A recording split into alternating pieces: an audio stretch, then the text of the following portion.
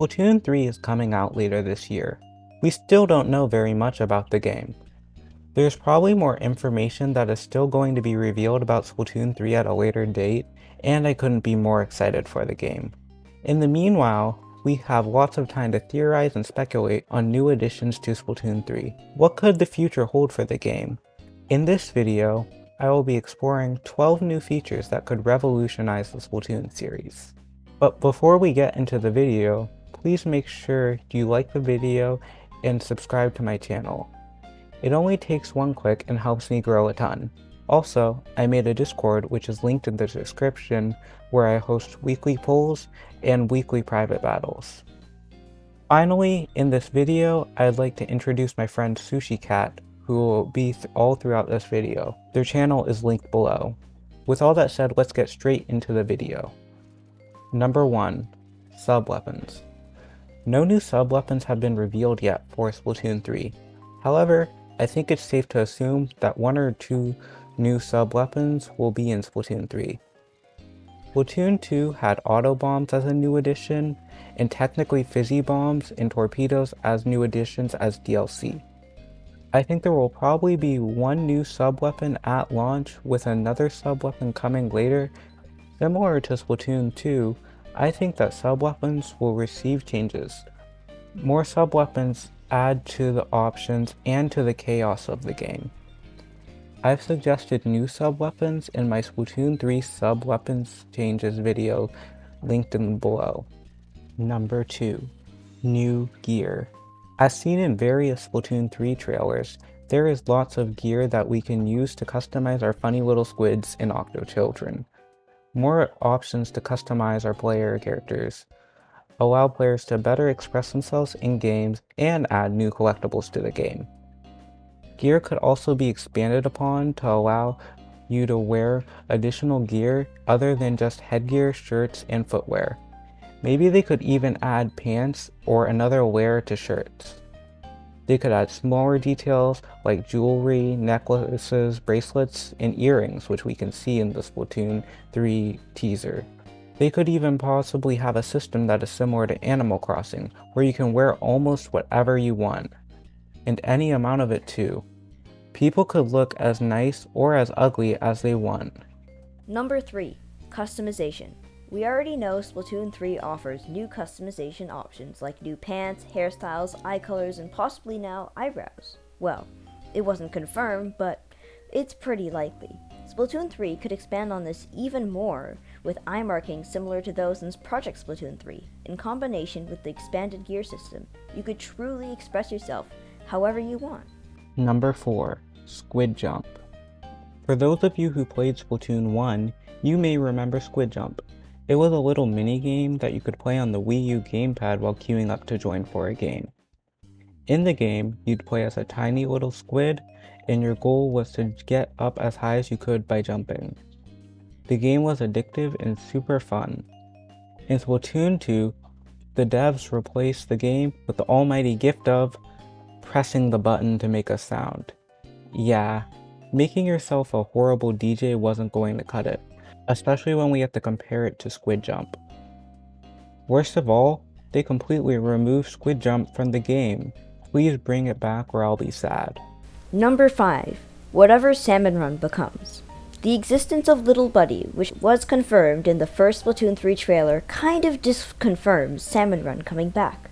At least in its current form, it would be kind of weird to be killing salmonids when Little Buddy is supposed to be your partner.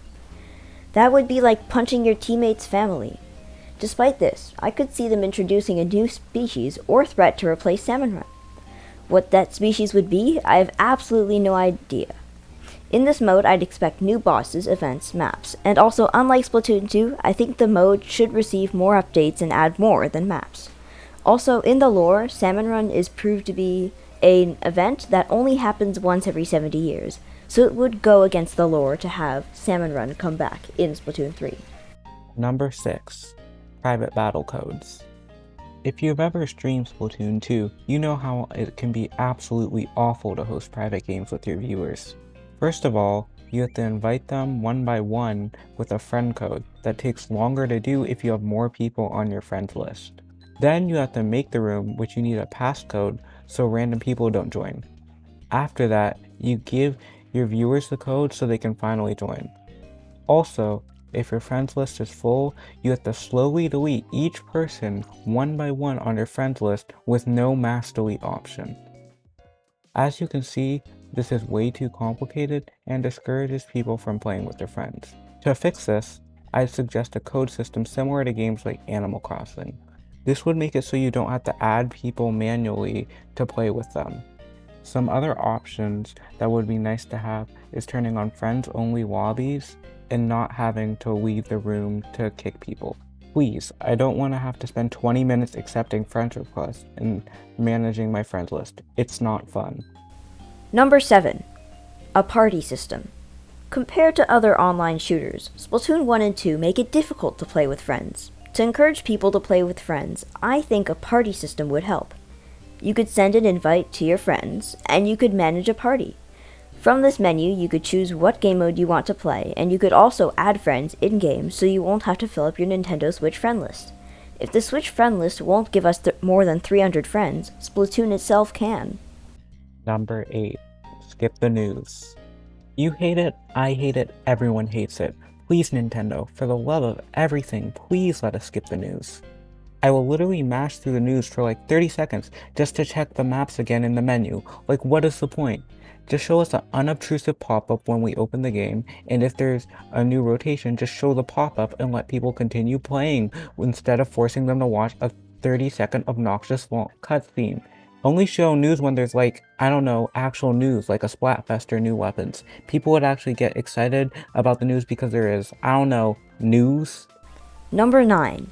An open world single player.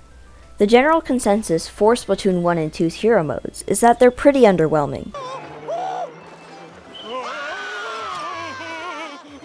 The combination of repetitive gameplay with a lack of story makes it feel really bland. In the Splatoon 3 single-player trailer, there is evidence of a similar story mode. Please Nintendo, I'm begging you! Don't make Hero Mode 3.0! I don't want to complete each stage 9 times again! It would be cool in the story mode if the story mode was semi-open-ended or had, like, free roam segments. I'm not expecting a full Breath of the Wild sized up upon world, but it would be cool to mix in some free roam segments with the more focused linear missions. Number 10.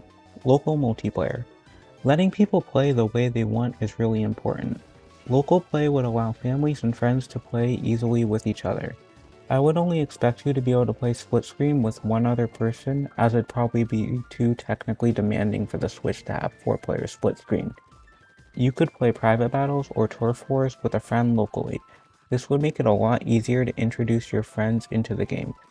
Imagine bringing your friend over to your place and being able to play online matches with them, like in Mario Kart. Number 11. 3 new weapon classes. Now, I know that 3 new weapon classes sounds like a lot, but Splatoon 3 is Nintendo's big chance to really prove worth in the Splatoon franchise. I also would just love to see more variety, more complex gameplay, more interesting mix-ups, and so much more variety to choose from. Maybe even a weapon class dedicated to blob-blobber-like projectiles, which I will actually be going over in an upcoming video, so be sure to check out my channel. Number 12. Quickplay Mode. We have all at some point just wanted to chill and play some ranked. Maybe even experiment with some new weapons, but not in Turf War, in ranked. However, this is made difficult because trying new things in ranked is instantly punished by the very likely possibility of losing your rank. Imagine if we could play some Splat Zones online without having to worry about losing our rank. It would be amazing, only if Nintendo were to add this into the game. Thanks for making it to the end of the video. I hope you enjoyed it. I'd like to shout out my friend SushiCat for helping with the writing of this video. Their channel is linked in the description below. Don't forget to check them out, and maybe, if you really enjoyed, subscribe to them too. What do you think could revolutionize Splatoon 3? Comment below if you enjoyed the video. I respond to every comment. I hope you have a great day, and goodbye.